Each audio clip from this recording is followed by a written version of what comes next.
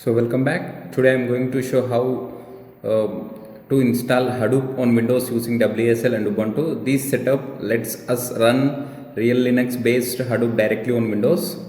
So Windows alone cannot run Hadoop efficiently. So we start by enabling WSL, that is nothing but Windows Subsystem for Linux.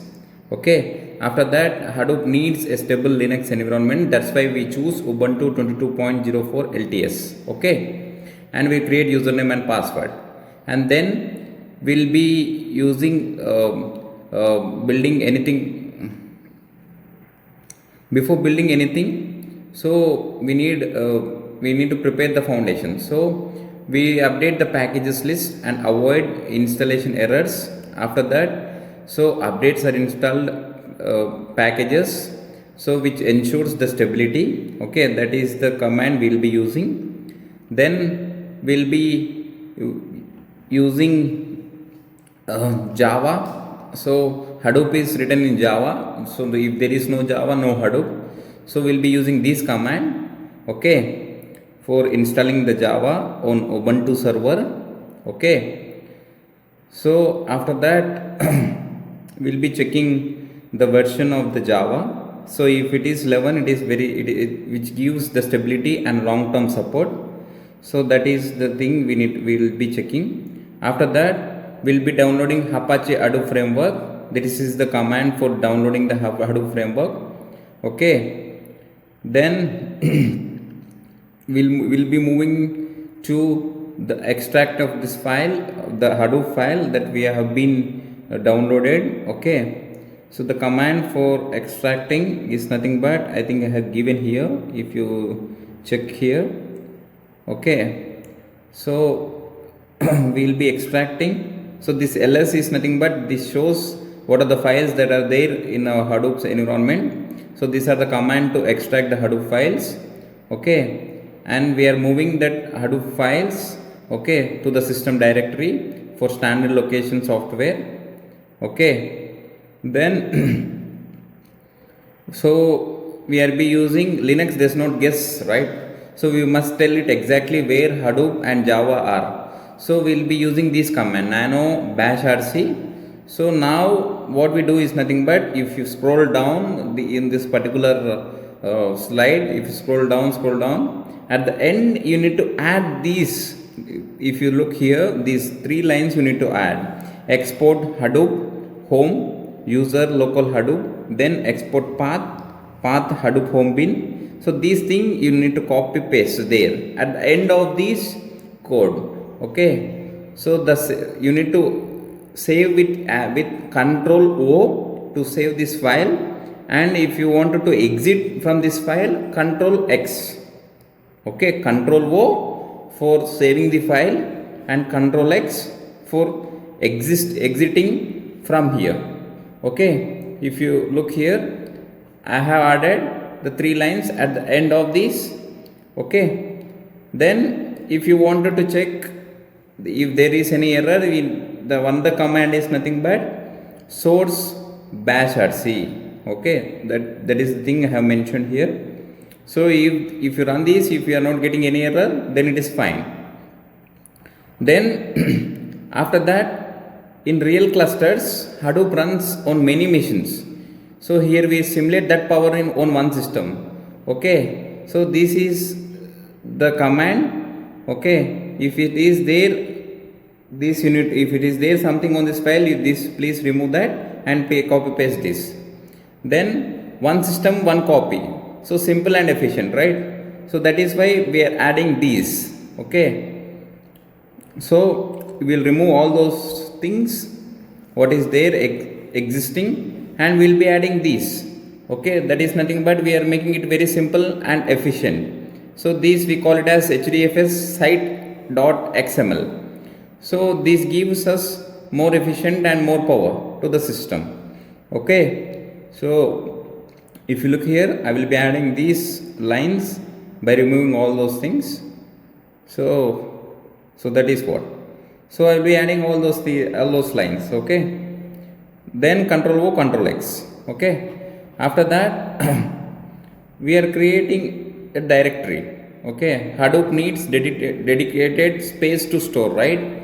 So we are making the directory. So name node, data node, and Hadoop data in that particular directory, we are creating all those things. Okay, this is how, if you check it ls, then you will be seeing data node and name node that has been created. Okay, after you creating the directory. Okay, if you want to check it, then it will be clearly visible. Okay, so after that again Hadoop must know which Java to use. So we have downloaded the 11 Java 11, right? So I think this command will be not there in this particular existing file. So we need to add this. So the command is nothing but export Java home. Okay, so that is the command you need to add here. Okay, so if some it will be somewhere, but if not also, you just copy this command and just add it. Okay, that is sufficient for it. I think I will be adding here. If you look here, so I will be adding export Java home user lib jvm Java 11, because I am running it on Java 11, right? So that is why I am enabling this environment in Hadoop platform. So it will be convenient for me. Okay, so I am adding here. If you look here, so this will be there. You don't be confused. Just add somewhere. It can be anywhere. Okay, it is not like a specific start or end. Okay, you can add anywhere. Okay, so I'm adding here.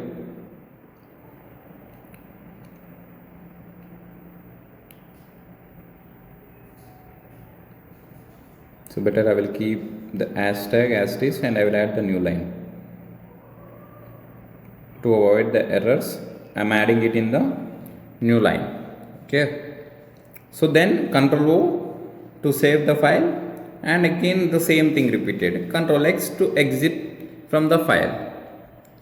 Okay, till now the Ubuntu platform asks password for everything.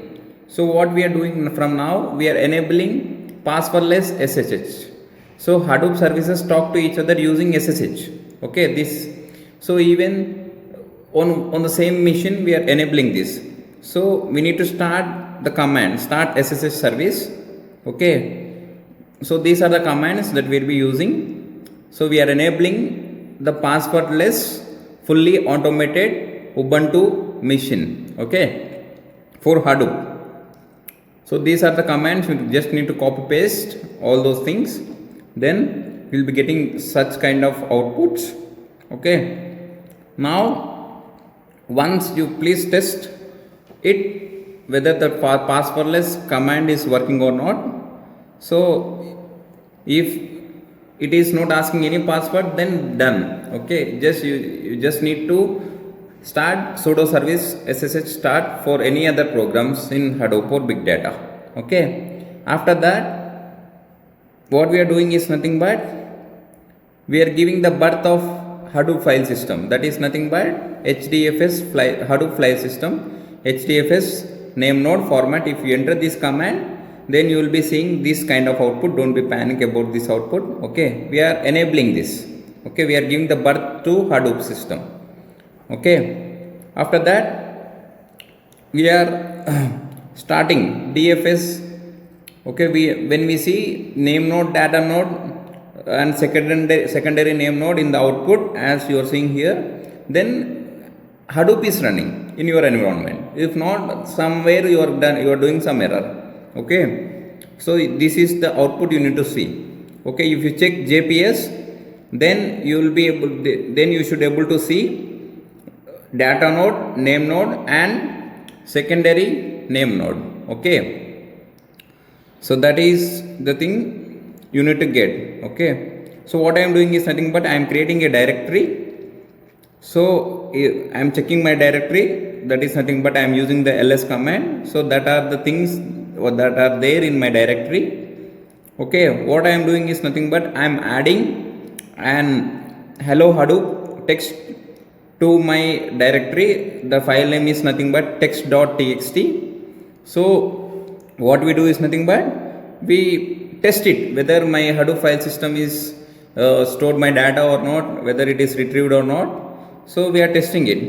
Okay, so if I check again after creating the text file is there in the upper command. There is no text file. Now the text file is there. Whether the text file contains Hadoop hello Hadoop command or not, I am checking with this command HDFS DFS cat user. So that is nothing but your username. Okay, then I am able to see hello Hadoop. So which is this is nothing but it is with simple commands we transform Windows into big data platform. Okay, this is why Hadoop is powerful, and this is why Linux matters. Okay, this is about the first experiment. So thank you. This is our first experiment. Okay.